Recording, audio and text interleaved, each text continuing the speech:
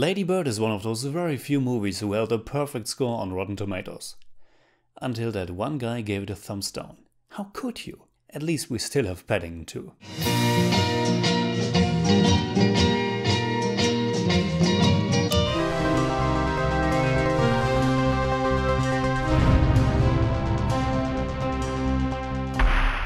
Servus Freunde, my name is Jimmy Cage and Lady Bird is the beautiful directorial debut of Greta Gerwig. Or kind of, because she actually co-directed the film Nights and Weekends exactly 10 years ago, which no one seems to mention anymore. But since Lady Bird is her movie and her movie alone, I guess that's okay. She wrote the script and also directed it, and it's one of the liveliest, most charming first director movies out there.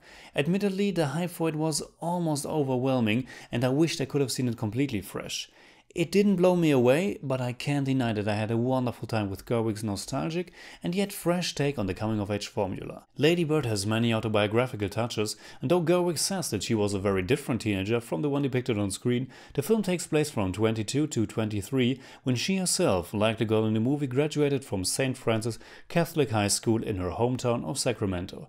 It's a comedic drama that covers this very important transition phase in a girl's young life, and I would describe it as The Edge of 17 meets Rushmore. Quirky and light, and yet very authentic and down-to-earth. The title Lady Bird refers to Saoirse Ronan's character, whose real name is actually Christine, but she wants to be called Lady Bird instead. She's a high school senior from, as she describes it, the wrong side of the tracks. Her family is on the poorer side and her father is struggling to find a new job. Lady Bird is a little rebellious, at least the way you think you are when you are 17. And she longs for adventure and sophistication. Like most teenagers, or human beings in general, she thinks she's destined for better, cooler things, and she can't really wait to get out of Sacramento to go to big places, like New York. The movie moves at a very nice pace, always coming up with great little scenes, and it's awakening those very important last month of school in short and yet wonderful 90 minutes of screen time. Greta Gerwig seems to have a natural talent for filmmaking, and it's simply a joy to watch Lady Bird unfold in front of your eyes. Going in, I already have heard how great Saoirse Ronan is, and it's true, but I didn't know about Laurie Metcalf as her mother Marion, and the funny thing is that I saw the film at a press screening the morning of the Oscar nominees announcement. And seeing her on the list for the Best Supporting Actress made me really happy. I've known her ever since Roseanne, and she's incredible as Christine's loving mother who has to deal with her daughter growing up and wanting to go far away.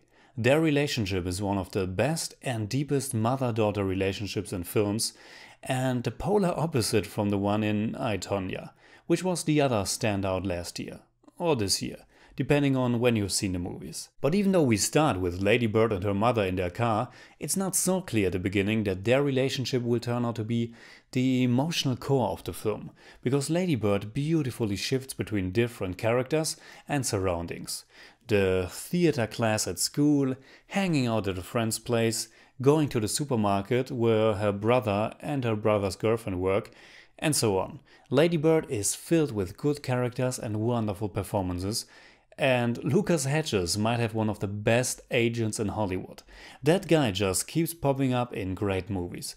From the Grand Budapest Hotel to Manchester by the Sea, and now 3 Billboards Outside Ebbing, Missouri, as well as Lady Bird. He plays the romantic interest, and the film succeeds in giving you that special magic that you feel with First Love while not drifting away too much into quirkiness. Timothée Chalamet also has a small role, and in both Call Me By Your Name, for which he got nominated as Best Actor in a Leading Role, and Lady Bird, he plays a young guy who comes too soon. Lady Bird is a warm and heartfelt movie, and it got so much praise that I'm afraid I can't really add that much to the conversation right now. I don't think it brings something groundbreaking to the coming-of-age genre, but it is told in such a lovely fashion that it's almost impossible to leave the theater with anything but joy in your heart.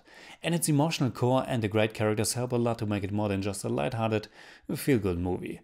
In German I'd say, Lady Bird zeigt, was für eine tolle Filmmacherin Greta Gerwig ist und schenkt uns eine der schönsten Mutter-Tochter-Verbindungen. I give Lady Bird 8 out of 10. It's more like 8.2, but I don't do that.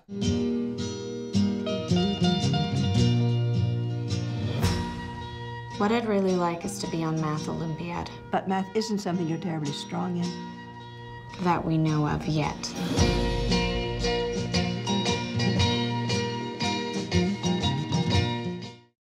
Alright, that's it. Like always, comment below and let me know what you think about Lady Bird. And also let me know what are some of your favorite coming-of-age stories.